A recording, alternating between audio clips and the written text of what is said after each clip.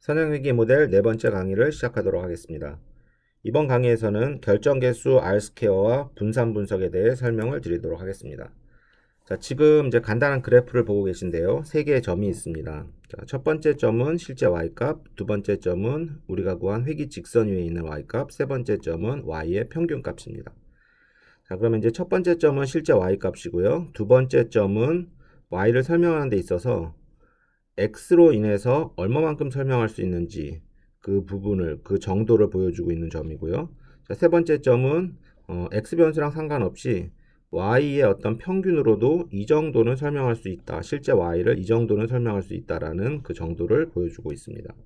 자, 그래서 이제 점이 세 개가 정의됐기 때문에 우리가 차이를 볼 수가 있는데요. 첫 번째 차이는 실제 y 값과 직선 위에 있는 y 값의 차이. 여기서는 이제 점이 하나밖에 없지만 보통 이제 점이 여러 개 있다면 실제 y 값들과 직선 위에 있는 y 값들의 차이의 제곱의 합을 정의할 수가 있겠고, 이거를 SSE라고 명명하겠습니다.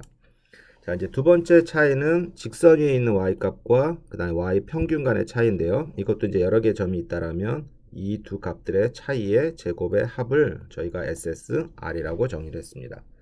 자, 그 다음에 이제 세 번째는 이 두 차이의 합을 정의를 했는데요. SST는 실제 y값과 y평균값의 차이의 제곱의 합으로 표현이 됩니다. 자, 그러면 여기서 이 SSR 부분은 여기는 우리 y평균을 우리가 이제 기준으로 보고요. 우리가 베이스라인으로 보면 x를 전혀 사용하지 않고 y만을 갖고도 이만큼을 이제 설명할 수 있는 거고, 그 다음에 이제 우리가 x를 이용해서 이만큼 실제 y를 설명하는 데 있어서 이만큼 설명할 수 있는 거고, 그 다음에 SSE는 이제 x로는 설명할 수 없는 부분이 이 정도 이제 되겠습니다. 즉 SSR은 우리가 갖고 있는 x로 인해서 얼마만큼 설명할 수 있는지, SSE는 x로 설명할 수 없는 부분을 표현하고 있다라고 보시면 되겠습니다. 자, 그러면 앞에 보여드렸던 그림을 다시 보여드리고요. 여기서 제가 분수를 하나 정의를 할 건데요. SST분의 SSR입니다. 자, 이 분수는 SSR이 SST에 대해서 얼마만큼 차지하고 있는지 그 비중, 그 비율을 나타내고 있는데요. 극단적으로 이 비율이 1이라면 SSR과 SST가 똑같은 겁니다. 즉, 이 식에서 SSE가 이제 0이 되는 건데요. SSE가 0이 된다라는 거는 우리가 실제 y값, 이 점들이 우리 이 직선 위에 있다라는, 이 직선 위에 모든 점들이 다 이렇게 있다라는 겁니다. 즉 에러가 하나도 없다라는 거죠. 그래서 이제 이런 경우는 이제 확정적인 관계라고 제가 설명을 드렸는데요. 그래서 물리학에서 볼 수 있는 F는 MA라든지, 그 다음에 이 뭐 E는 MC 제곱이라든지 이런 어떤 확정적인 관계를 표현할 때 이제 이렇게 됐겠고, 이제 두 번째는 이 분수가 0이 되는 경우인데, 분수가 0이 되려면 분자가 0이 돼야 되니까 여기서는 이제 SSR이 0이 돼야 되는 거죠. 자, 그러면 이제 SST랑 SSE가 동일하게 된다라는 건데, 그 얘기는 무슨 얘기인지 이제 요 그림에서 한번 보면요. SSE가 SST를 전부 차지해. 즉 SSR이 하나도 없다라는 거는, 즉 이런 직선, 이 점을 통과한다라는 건데, 이제 이 얘기는 뭐냐면 그냥 Y 평균으로 했을 때 대비 X를 이용했을 때 아무런 효과가 없다라는 얘기예요. 그래서 이 분수가 0이라는 의미는 뭐냐면 그냥 x 없이 y의 평균으로 뭔가 실제 y 값을 설명했을 때 대비 우리 x를 이용해서 뭔가 y를 설명했을 때 아무런 효과를 보지 못했다라는 이제 그런 경우가 되겠습니다.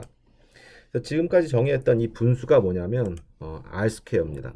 그래서 우리나라 말로는 결정계수, 그다음에 풀 네임은 coefficient of determination으로 이제 부르고 있는데요. 이게 r 스퀘어입니다. 자, 그래서 R스퀘어는 이제 SST분의 SSR이라고 정의를 했고, 그 다음에 SST는 SSR 더하기 SSE가 성립되기 때문에 1-SST분의 SSE라고도 정의를 할 수가 있겠고요. 자, 이제 R스퀘어는 보통 0과 1 사이에 존재를 합니다. 그래서 R스퀘어가 1이라는 것은 앞서 설명드렸듯이 우리가 현재 갖고 있는 X변수로 Y를 100% 설명할 수 있다. 즉, 모든 관측지가 회귀직선 위에 있는 경우인데, 이런 경우는 이제 확정적인 관계, 즉 이제 우리가 일상생활에서 볼 수 있는 그런 어떤 관계는 아니라고 이제 보고요. 다음에 이제 R 스퀘어가 0이라는 거는 현재 가지고 있는 x 변수로는 y를 설명할 수가 없다. 전혀 도움이 되지 않는 경우를 이제 표현하고 있습니다. 그래서 이거를 조금 더 일반적으로 이제 설명을 그 해석을 R 스퀘어에 대한 해석을 좀 드려보려고 하는데요. 첫 번째로 이제 이렇게 설명을 하면 되게 좋을 것 같아요. 그래서 R 스퀘어는 뭐냐면 현재 사용하고 있는 x 변수가 y 변수의 분산을 얼마만큼 줄였는지, 즉 1이라면 100%다 줄인 거예요. 그 다음에 뭐 R 스퀘어가 0.2라면 한 20% 정도 줄였다라는 거고, 뭐 이렇게 분산을 얼마나 줄였는지 정도로 우리가 정의를 할 수가 있겠고요. 자, 이제 이번 정의가 이제 더 좀 직관적이겠는데요. 우리가 단순히 y 평균 값을 사용했을 때 대비, 아까 그 y 바가 베이스라인이었죠. y 평균 값을 사용했을 때 대비 우리가 갖고 있는 x 변수를 사용함으로써 얻는 성능 향상 정도를 R 스퀘어라고 정의를 할 수도 있겠습니다. 자, 그 다음에 이제 마지막으로는 이제 뭐 굉장히 이렇게 간단하게 정의를 할 수가 있는데요. 일단 사용하고 있는 x 변수의 품질 뭐 이렇게도 정의를 할 수가 있을 것 같아요. 그래서 R 스퀘어가 뭐 0.7 정도 나오면 뭐 100을 곱해가지고 100점 만점에 한 70점 정도 되거나 우리 갖고 있는 x 변수가 y를 예측하고 있는데 한 70점 정도 되는 그런 어떤 품질이다 이렇게 설명을 할 수도 있습니다. 자, 그럼 이제 RSK에 대해 설명을 드렸고요. 우리가 이제 그 분석을 하고 소프트웨어나 우리 어떤 그 프로그래밍을 돌리면 결과가 나오는데 그 결과 중에 Rs퀘어 옆에 수정 결정 계수, 영어로는 adjusted Rs퀘어라는 게 이제 표현이 되는데요.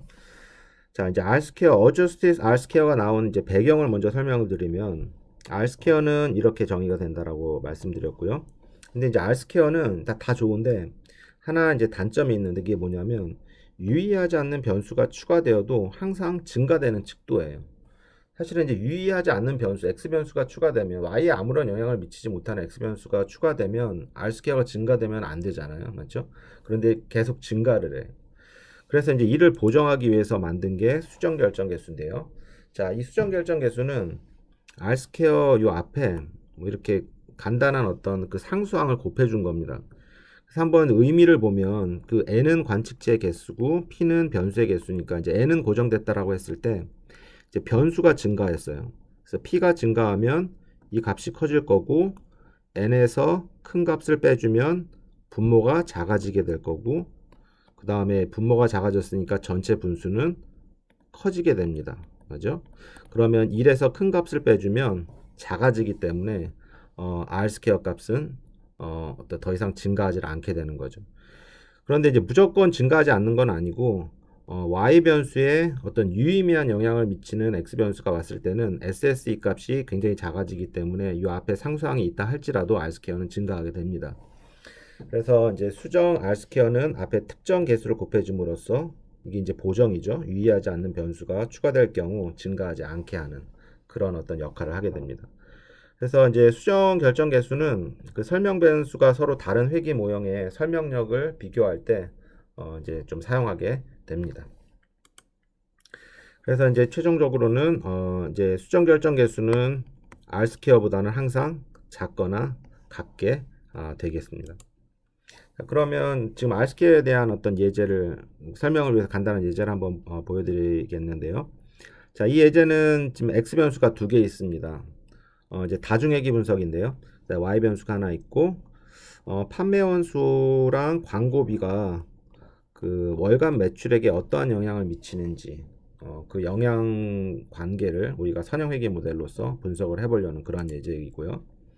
자, 그래서 이제 위에 이런 테이블이 나왔고 이제 우리가 이제 여기서 중요한 거는 R 스퀘어니까 R 스퀘어를 구하기 위해서는 SST가 있어야 되고 SSR 혹은 SSE가 있으면 됩니다. 그래서 이제 R 스퀘어를 구해봤더니 0.683이 나왔네요. 그러면 이제 우리 앞서 R 스퀘어를 해석을 했으니까 그 해석을 한번 여기에 적용을 해보면 지금 X 변수가 판매원 수하고 광고비지 않습니까? 그래서 판매원 수와 광고비 변수에 의해 Y 변수, 매출액 변수의 변동성을 68.3% 정도 감소했다. 이렇게 이제 설명을 드릴 수 있겠고요. 또 우리 이제 Y 변수인 매출액의 단순 평균 대비 우리 X 값, 판매원 수, 그 다음에 광고비 X 변수 값들 x1, x2를 이용을 하니까 설명력이 68.3% 증가했다. 그래서 단순히 y 평균으로 했을 때 대비 우리가 이제 x 변수 값을 이용함으로써 설명력이 68.3% 증가했다라는 거로 이제 해석을 할 수가 있겠고요. 두 번째는 마지막으로는 이제 현재 분석에 사용하고 있는 x 변수들, 판매 변수와 광고비의 변수 품질 정도가 100점 기준으로 한다면 68.3점 정도 된다. 뭐 이런 식으로도 이제 해석을 할 수가 있겠습니다. 자, 두 번째는 이제 분산 분석에 대해 이제 설명을 드리려고 하는데요. 자, 분산 분석은 이제 선형 회귀 모델에서만 쓰이는 그런 분석은 아닙니다. 그래서 이제 선형 회귀 모델 관점에서 분산 분석을 이제 설명을 드릴 거고요. 자, 이제 분산 분석은 영어로는 analysis of variance, 짧게 아노바라고 이제 많이 부르고요. 자, 말 그대로 분산 정보를 이용해서 분석을 할 겁니다. 그렇죠?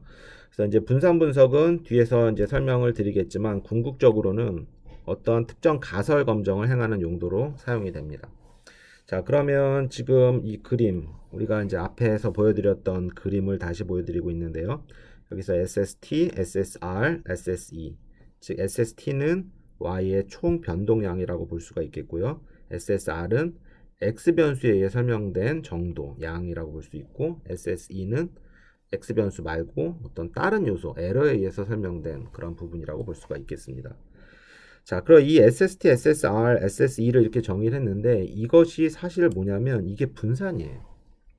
그렇죠? 그래서 분산은 뭐 다른 것이 아니라 어떤 차이의 제곱의 합으로 표현된 그런 어떤 칙도를 우리가 이제 분산이라고 얘기를 할 수가 있습니다. 그래서 뭐 SST 같은 경우에는 Y 평균 기준으로 우리 Y 값이 실제 Y 값이 얼마만큼 펴져 있는지 그 변동 정도를 보여주고 있는 거지 않습니까? 그래서 그게 이제 분산이에요. 그래서 이 세 가지 매저는 다 분산이라고 볼 수가 있겠고, 이 세 가지 매저를 갖고 우리가 이제 분석을 한다라고 해서 이제 분산 분석이라는 이름을 붙였습니다. 자, 그러면 이제 앞에서 SST, SSR, SSE에 대해서 정의를 드렸고요. 자, 여기서 이제 제가 또 분수 하나를 정의를 할 건데, 그 R스퀘어랑은 이제 다른 그런 어떤 분수입니다. 그래서 이제 분모가 SST가 아니라 SSE가 되네요. 그래서 이 분수는 뭐냐면 SSE 대비 SSR이 얼마만큼 큰지를 볼 수 있는 그런 이제 분수고요. 자, 그럼 이 분수가 1보다 클 수도 있고 또 0과 1 사이에 있는 값이 될 수도 있는데요. 한번 가만히 보시면 첫 번째 이 SSR 이 분수가 1보다 클 경우에는 어떤 경우입니까? 그렇죠. 이 분자가 분모보다 크면 1보다 크게 되니까 즉 분자는 x변수에 설명된 양이고 분자는 에러에 설명된 양이기 때문에 x변수에 설명된 양이 더 크다라는 거예요. 에러보다는. 그 얘기는 무슨 얘기냐면 x변수가 y 설명에 어떤 유의미한 영향을 미쳤다라는 거죠. 그렇죠? 에러보다 크니까. 그 얘기는 뭐냐면 x변수 앞에 있는 개수, 즉 기울기가 0이 아니라는 의미가 되겠습니다. 자, 반면에 이 분수가 0과 1 사이에 있다라는 것은 반대되겠죠. 즉 에러에 설명되는 부분이 x변수에 의해 설명되는 부분보다 크기 때문에 즉 x변수가 y 설명에 영향을 끼치지 못하고 그렇다면 통계적으로 x변수의 개수는 0이라고 우리가 할 수가 있겠습니다. 그래서 이 분수를 가지고 뭔가 우리가 판단을 할 건데요. 자, 그러면 이제 다시 보여드리면 이 분수값이 아까 이제 1보다 클 수도 있고 0과 1 사이라고 할 수 있는데 과연 이제 1보다 크다면 얼마나 커야지 진짜 큰 것인지 얼마나 1보다 커야지 SSR이 SSE보다 정말 큰 것인지 우리가 이럴 경우에는 보통 이제 분포를 알면 요 값의 분포를 알면 통계적으로 이제 판단을 할 수가 있지 않습니까? 그런데 안타깝게도 이 분수는 직접적으로 분포를 우리가 정의를 할 수가 없어요. 알려져 있지가 않아요. 그런데 SSR, SSE 아까 제가 뭐라고 했죠? 이게 분산이라고 하지 않았습니까? 그래서 이제 분산은 카이-제곱 분포를 따른다라고 알려져 있어요. 그래서 카이-제곱 분포의 파라미터는 자유도고. 그래서 SSR과 SSE는 분산이기 때문에 각각의 자유도가 있는 카이-제곱 분포를 따른다. 자, 그러면 여기서 이제 간단하게 우리 그 수리 통계 잠깐 복습을 하고 갈 건데요. 이제 두 개의 확률 변수가 있네요. y1과 y2가 있고 각각이 다 카이 제곱 분포를 이렇게 따릅니다. 그래서 자유도는 v1, v2. 그러면 우리가 어떠한 지금 값을 정의를 했는데요. 여기에 확률 변수 f를 정의를 했는데 이거는 뭐냐면 첫 번째 확률 변수와 두 번째 확률 변수의 비율이에요. 그런데 각각의 자유도로 또 나눠 주었네요. 그렇죠? 그래서 요 확률 변수 f는 어떤 분포를 따른다라고 알려져 있냐면 f 분포를 따른다 이렇게 알려져 있고요. 그 다음에 파라미터는 두 개입니다. v1, v2. 그래서 이 f는 결국 f 분포를 따르고요. 첫 번째 자유도 v1, 두 번째 자유로는 v2다.